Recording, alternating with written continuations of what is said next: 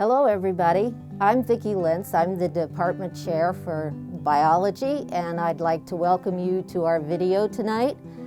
You're going to get a chance to see some of the faculty and get a tour of our building, to see our facilities, and then we're going to take a trip up to Cooperstown to our newly renovated biological field station on Otsego Lake in Cooperstown.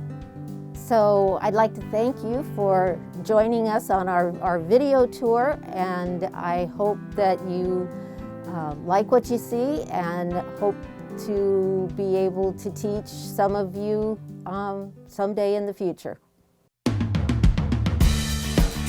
I decided to major in biology because I've always loved playing outside and being outdoors, and I've taken classes in high school that I loved.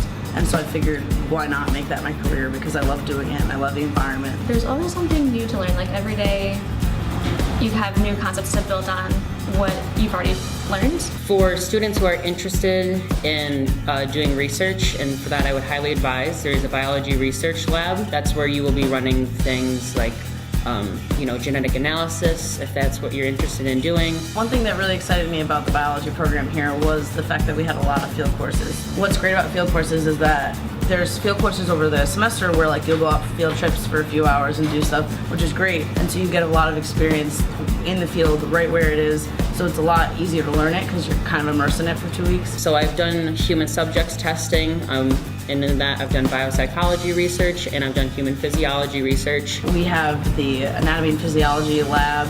We have the greenhouse. I have performed a 3-lead electrocardiogram, or you might know that as EKG, spirometry, so measuring respiration, electromyography, so measuring the electrical activity of a muscle. There's also a cold room, so there's students who are using that right now if they do geology research. There's some samples in there. I've definitely learned time management doing that and being prepared for things. My overall confidence has increased, so I carry myself with confidence in science, which I find a really hard thing to do at the collegiate level. As an incoming freshman, look to take advantage of research your sophomore year. But just dive in, don't be afraid of it.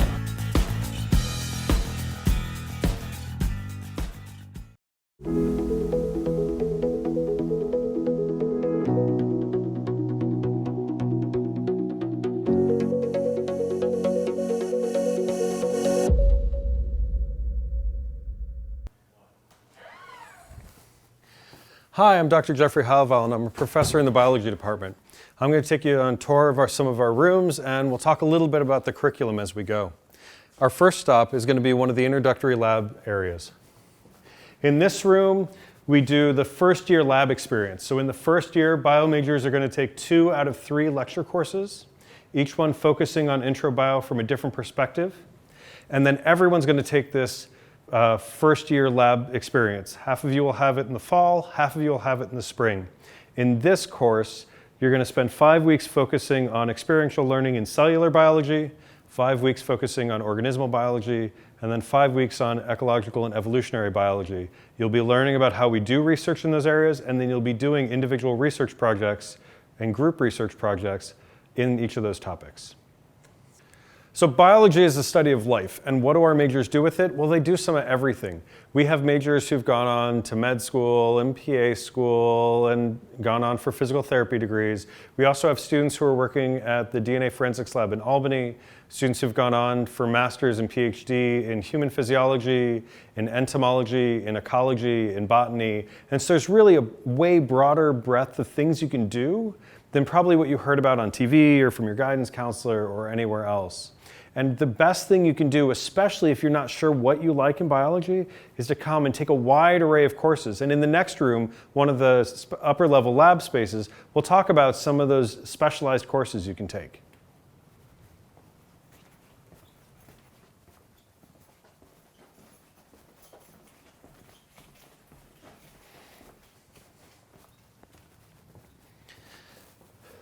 So this is the Ecology Lab, but we teach ecology, stream ecology, herpetology, which is amphibians and reptiles, and animal behavior in this space. In the second year of your major, you're going to take 2 out of 4 classes: cell and molecular biology, genetics, evolution, or ecology. Then after that, you're going to be taking 6 courses that are specialized electives where you're going to get to select what you can do. And that's really the place, if you're not sure exactly what your interests are, to diverge out and take courses from different topics so you get some experience with what those things are. And always remember, come talk to us, the faculty, because we're really here to mentor you and help you explore the space that is biology.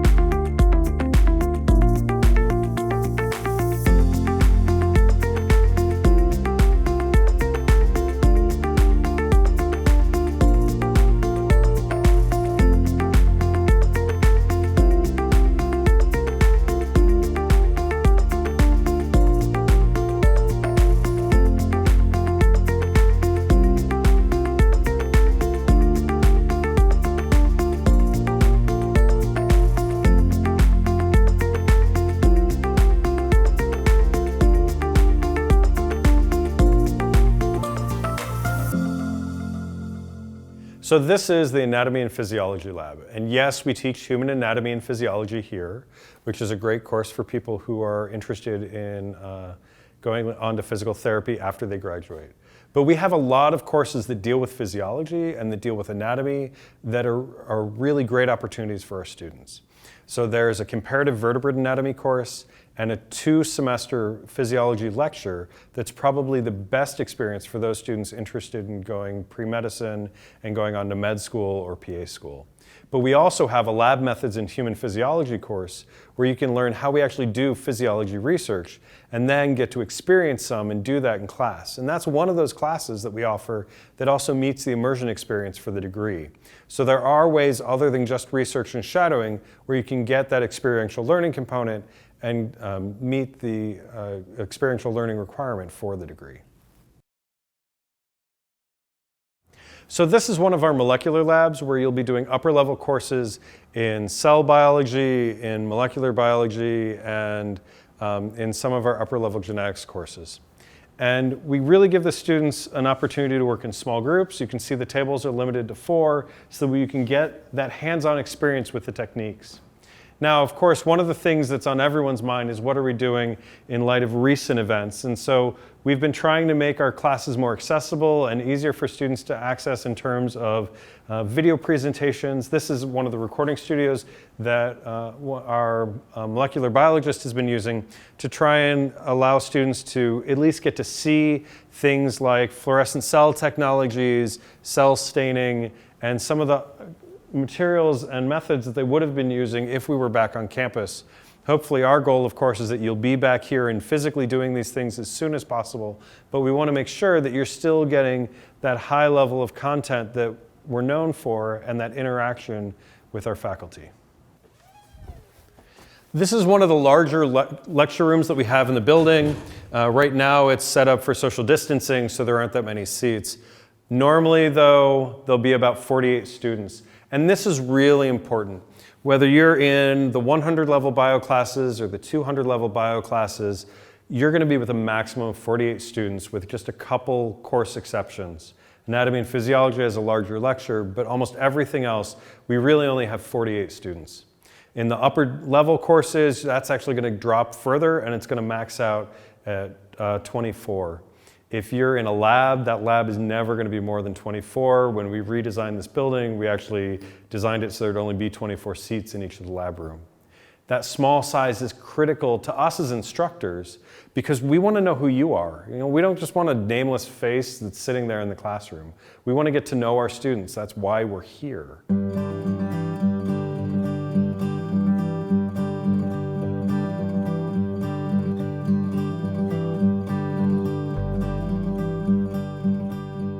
So during your time here, you're going to have an opportunity to take some really specialized courses. And some of the best specialized courses that also happen to meet that immersion experience requirement are our faculty-led courses. We have some faculty-led courses that go abroad. We also have some that actually stay local, and I'm going to talk about those courses, the local ones. So as an example of some of the local courses, each summer we alternate between a field entomology and a field-based stream ecology class. These are 16-day courses that are 4 credits. They meet the immersion experience, where students really have a chance to live, eat, and breathe the course that they're taking. So for example, this summer I'm doing a field entomology course. Students are going to be active from about 8 in the morning until midnight, going and learning about organisms in the environment in where they actually occur, learning about the things that are local to New York, and learning about the ecology and then how humans interact with them and those ecosystem services and functions that come with those organisms. But it's a great opportunity not only to learn some content you can't learn on campus, but to get interaction with other students that you're not really going to have, and also interaction with the faculty. The students who take these field courses know each other better than anyone else, and they almost form like a cohort as they're moving through the rest of their classes. So although the courses are short, right, many of them are 16 days or maybe 3 weeks, you know, there's some real lasting changes that happen and lasting information that comes. For some, it's, you know, a new love of a new field. I've had students who, well, we're now 10 years past the first field course I taught, and they still send me pictures of the insects they've found or tell me about things that they've gone out and they've done.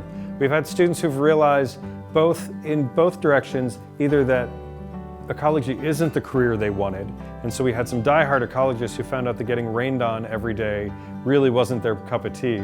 But then we also had some students who thought that they wanted to go into physical therapy and into nursing, who took these courses and realized that they really cared about the entire world and not just humans, and they wanted to become more involved in ecology. And so these have had lasting changes on students and really aided their growth and their interests. Here we are on the last part of our tour. This is the Molecular Biology Lab. So this is the research area where the faculty do their own research, and also where we get to work with students on a one-on-one basis. So students who are interested in things like forensics or ecology or even physiology will come down here and work with faculty. We have faculty who are working on things like the effects of sunscreen on different organisms and how the chemical-based sunscreens are being incorporated into tissues. We have people who look at how organisms move through space and time. We have students who are interested in DNA forensics who learn the bench skills here that get them a job in Albany in the crime lab. And we do have a few students who are working there doing that. So not only is it an important way of picking up those one-on-one skills, but also of making those connections with the faculty. When you graduate, you're going to need letters of recommendation, and it's really hard to write them if you've just come to class. Like, yeah, this is a great student, they earned an A. On the other hand, the students who do research with me, those students I spend hours with, I know them, it's so easy to write a really strong letter of recommendation. And so that's one of those things that you need to look at and think about when trying to plan your time. And speaking of time, if you're interested in when you can get in here and actually do stuff, it's really going to depend on the faculty.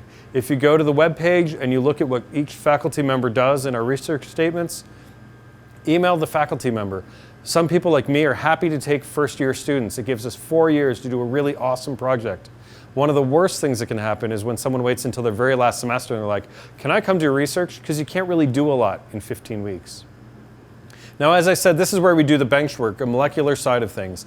But in order to do that, sometimes you have to do field work. And the next part of your tour is going to be heading out to the biological field station, where Dr. Florian Rada will talk about some of the outdoor things that we do with students as well.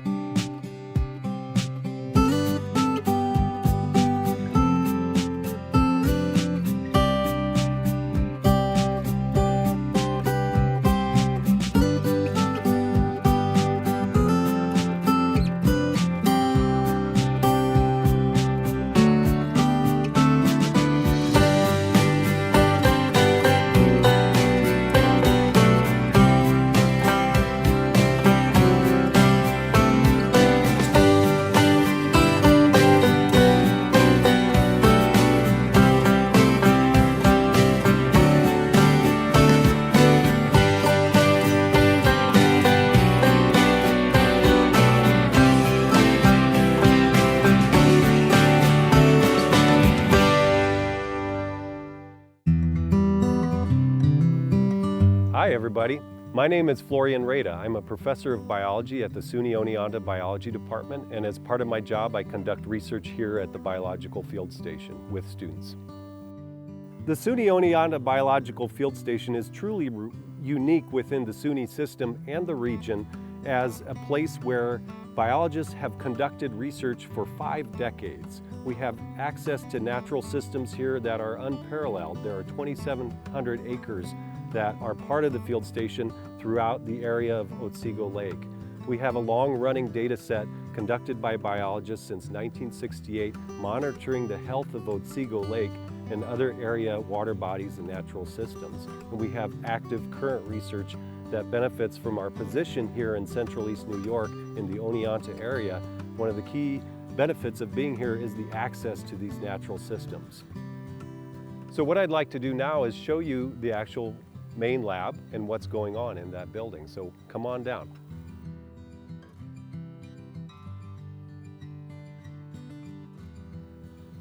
This is the Biological Field Station Water Quality Lab. And so the work that's done here has to do with characterizing various biotic and abiotic properties of the water in Otsego Lake and other lakes. 2 full-time biologists would be working in here in conjunction with graduate students, and in the summer with interns who have specified projects in this area. And so they would be basing most of their activities in this room where there's some very sensitive instrumentation for measuring, for example, nutrient levels in water bodies to watch for potential problems in those systems. This is a simple room for chemical storage and weights. We have balances, various chemicals stored in different specified ways in here, and us biologists in the field station share this room. Over here is a room which my students and I use specifically for the fume hood to work safely with certain substances that you have to use a fume hood for, such as formaldehyde. And so this is the second room on this side. We're going to go over to another lab, which I call the Fish Parasitology Laboratory, because this is where I do work with undergraduate and graduate students.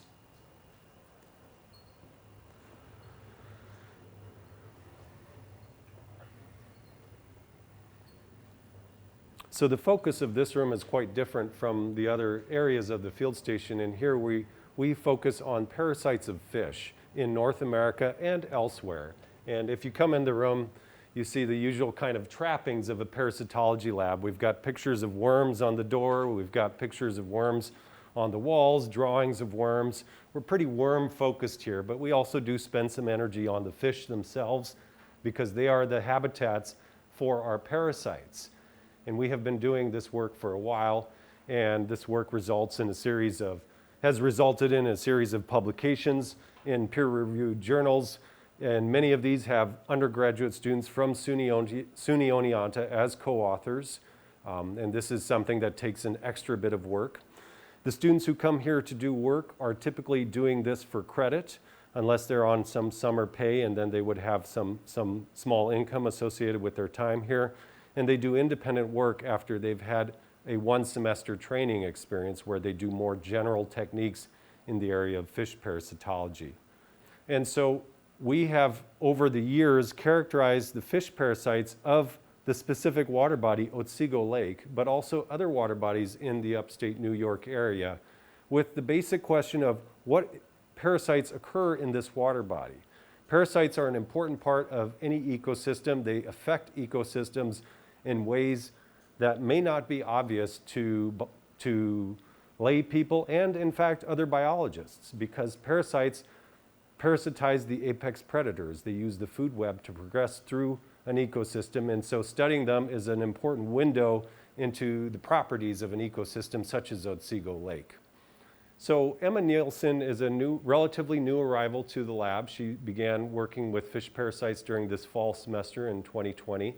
And usually students in their first semester do general techniques and simply help other ongoing projects done by myself or by other students. But Emma was eager to start her own project, so she is focusing in on tapeworms of fish from Otsego Lake, as well as tapeworms of fish from another lake here in New York called Oneida Lake. And so her interest is in tapeworms. What is she up to today?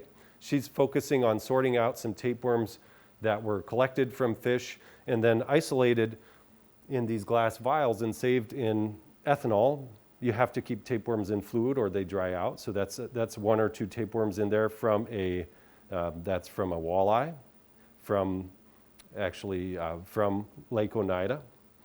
And she's sorting out these tapeworms and beginning a process in which we color the worms and ultimately prepare whole mounts of them, which are slides that would be studied with the microscope.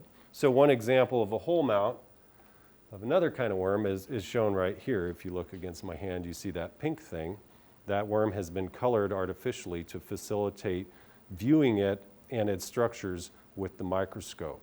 So in this laboratory, we do enjoy field work, we enjoy collecting fish and being outside, but the thrust of what we do is microscopy. We study structure. And that's why when you look around these walls, you see pictures of worms and structures of those worms, because that's what we do. We characterize species. In many cases, we find species that were previously known but poorly studied, and we can do original studies shedding more light on the biology and the characteristics of those species, which are important elements of the fish that they parasitize and potentially harm. Some of those fish are of economic importance. And in some cases, we find species that there's no record of, and those would be new species. And in fact, we've discovered a couple new species of parasites from fish right here in Otsego Lake.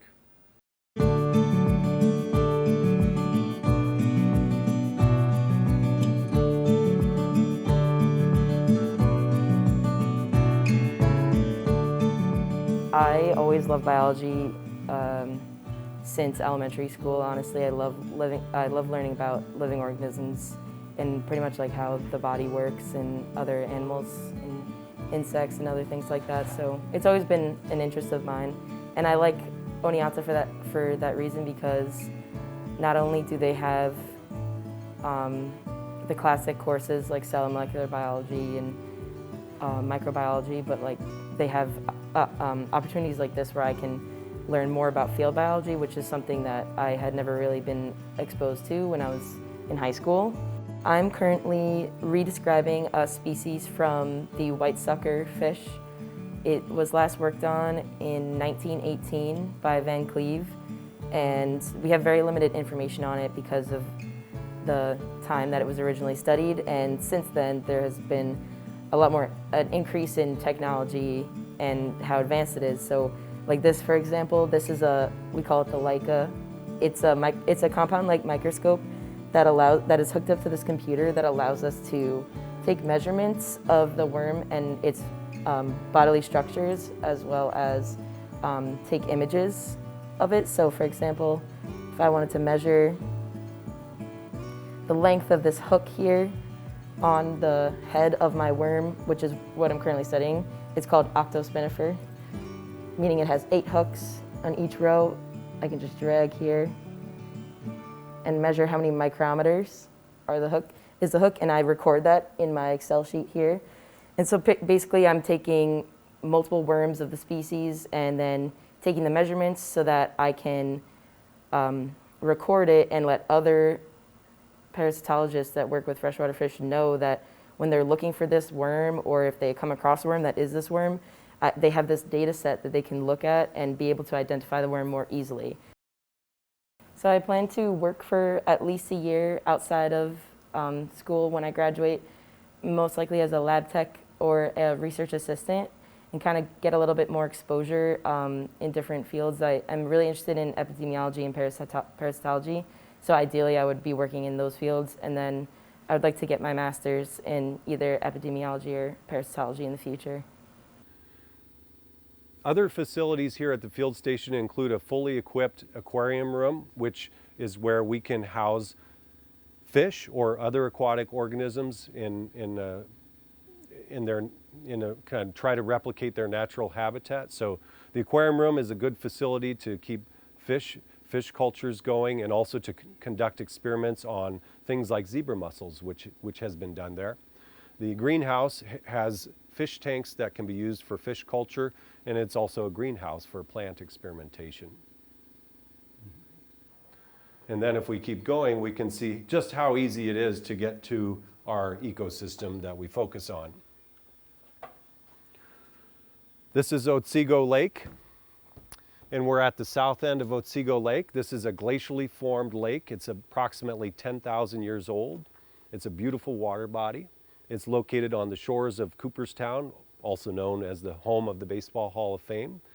But the lake itself is a changing water body, and we know this because we have been studying this lake as biologists as far back as 50 years ago. And this lake has been changing over the years, and we are tracking those changes. It's a different lake than it was 200 years ago, and in fact, it's a different lake than it was 10 years ago. And the local community has been an important part of enabling this work here at the field station, and they care about their lake, and of course we are concerned with its health too, and one of the big threats being things like zebra mussels that I just mentioned. This is a great way to immerse young would-be biologists and get them exposed to nature. We have a dock right there. We can get right onto those boats and go out and sample. Typically that would happen in the morning, and then we would come back to the field station and process samples throughout the day. And so this is really paradise for a biologist and for a biology student. Well, now that you've had a tour of the SUNY Oneonta Biological Field Station, I hope you keep it in mind. And when you get to campus here at SUNY Oneonta, you come look us up in the biology department and find out what opportunities you can have that get you up here to this beautiful setting to expose you to the field of biology. Thank you.